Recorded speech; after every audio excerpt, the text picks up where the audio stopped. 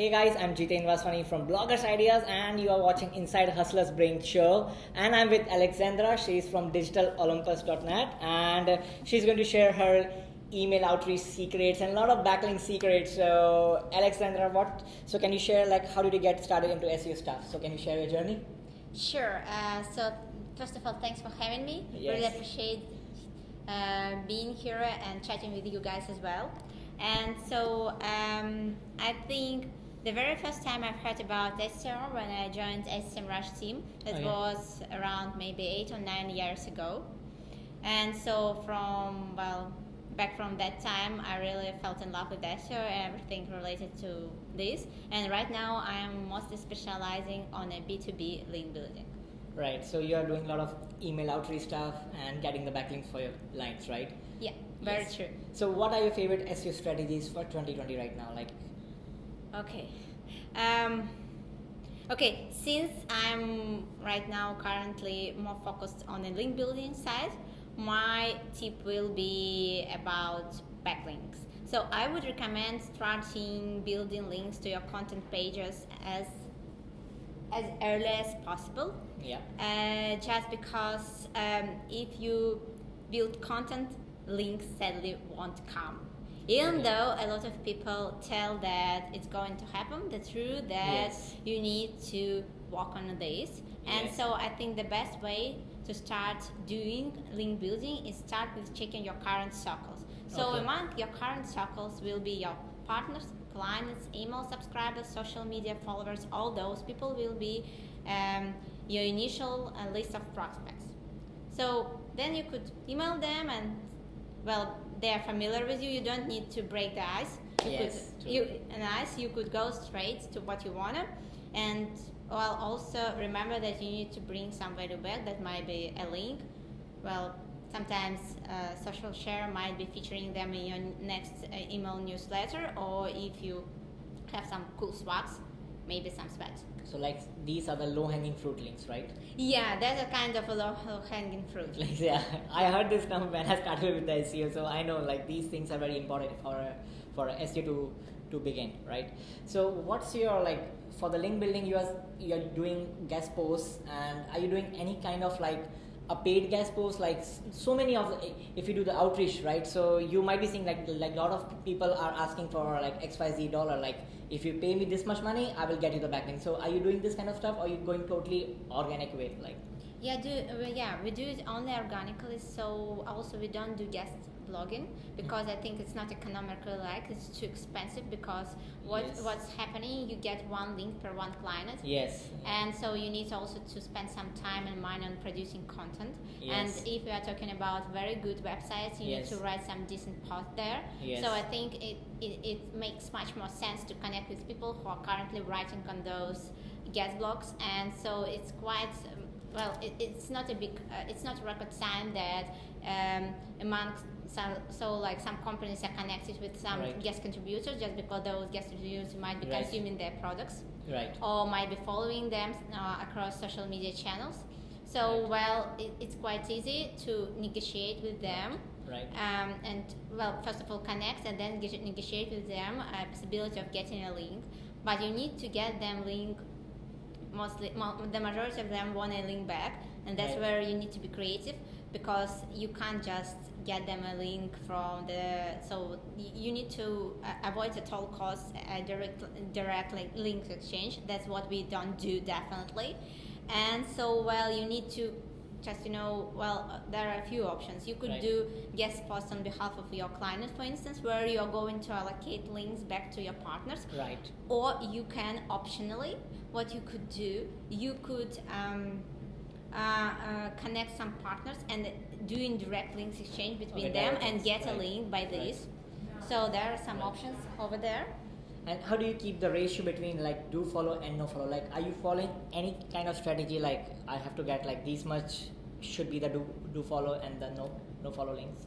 I think if a company follows a white hat SEO strategy, they're getting no follow links just on their own. You don't need to do anything with that. And so our clients, we are charging per link, and for sure we only bring do follow links because there is no sense in paying for a no follow link. And so yeah, we only do the follow links, and that's the reason why clients are paying for us. Like, so that's the best strategy. Like, if you're paying for the link, so it should Yeah, be. sure, it should be the follow. Otherwise, it doesn't make any sense. So do you think like if we get too many of do follow links, like it helps you in ranking, because Google is saying like having a no follow link is also it's okay, right? Like, so It's okay, but it doesn't send any link juice. Yeah. Basically, a site that is referring to another Yes. site tells that this site not a trustworthy source. Yes. So the site that we are working with, they do all the follow links because they trust to site that they are referring to. But for instance, if you are interested in getting links on Forbes, the majority of links on Forbes are no follow. Yes. Plus they're doing a redirect. So they're doing when they are not sure, or when they are not, I think like some editor, they are not familiar with sources Yes. to which their guest contributors are referring to, they are Yes. doing those redirects. So Right. link are coming to some third-party website Right. and then only going back to you. So you're not getting any link juice in that case. Link juice. So that's very important, right? Right. And what is your favorite keyword research tool? Like, it's SEMrush or Ahrefs? Like, So for me, it's SEMrush. I Okay. think Ahrefs is great when it comes to backlink analysis, and that's my go-to tool. But when it comes to keywords rankings, analyzing your competitors, and keyword research, SEMrush is way better. okay, but in terms of backlinks tracking, so do you use any kind of tools like to track the backlinks? Like, you have taken backlinks from me. If I remove your backlinks, so are you tracking, like, do you use some tools for tracking backlinks? Yes, we try to do that. We use Pitchbox. Pitchbox Okay, is Pitchbox. Pitchbox allows you to track secured by you links. Okay, so this will help you to track your backlinks, right? Your and your clients, whatever it is. Okay, and what SEO changes you have seen? Like, Google is doing a lot of updates right now in the algorithm. So what kind of changes you have seen in terms of ranking? Like, I'm not really following whole Google updates because my tip will be focus on your own business rather than trying to just try or trick and understand Google. I mean, like, I only keep an eye on two things, like the quality of content, because still you need high quality content, even Right. though you could technically promote to the top of Google any page. right? Well, quality content will have low bounce rates and will Yes. bring you better users on board. Right. One more thing is like acquiring steadily links Right. from quality websites, and also like running some site audit campaigns just to keep an eye on for pages and some critical things that Right. might happen, like if you by any mistake Yes. for instance block some pages in Robot 60, Okay. something like this. So what do you think about like buying expired domain or buying a new domain? Like, what are your thoughts for ranking for buying like these kind of Okay. domains? Like, We for don't ranking? do that. Some companies, I understand the Yes. reasons of doing that, definitely. Some companies are buying expired domains and redirecting them Right. to their website. But the problem with those expired domains that you need to create similar content to what those like sites were getting links, Right. because that's how Google wants to be implemented Right, this, and right. that's kind of tricky. So it's better to buy a one-page website Right. that were generating tons of links, which is you could easily create similar content on your Great, site and yeah. just redirect those links. Right. And you have an event like Digital Olympus in April. So can you share with my audience so they can join it? Yeah, definitely. Well, the biggest advantage of Digital Olympus is that you could join it online, so you don't need to come to offline Yeah.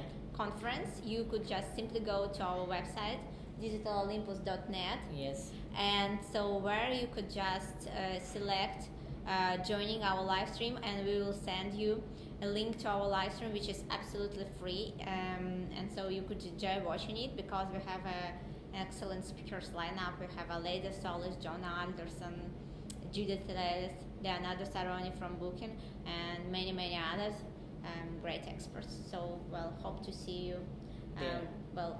personally or watching Digital Olympus.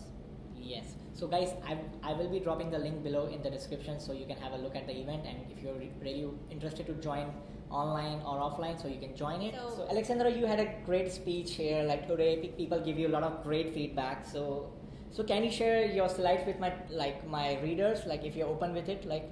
Yeah, absolutely. You could find them on my SlideShare, and I'll give you a link as well. Sure. So anyone could go and check them out. Sure. So thank you so much, Alexandra, for sharing your stuff. Like, thank you so much, and I really enjoyed meeting you here personally, Thank like you. in DMS Bali. So see you there in April, like next year, like there. Yeah, at your conference. absolutely. Thanks for interviewing you. And so if you guys have any questions, please feel free to drop me a line, and you can Yes. connect me with me on Twitter or LinkedIn. So, well, and have a lovely day. Bye bye. Take Bye care. bye.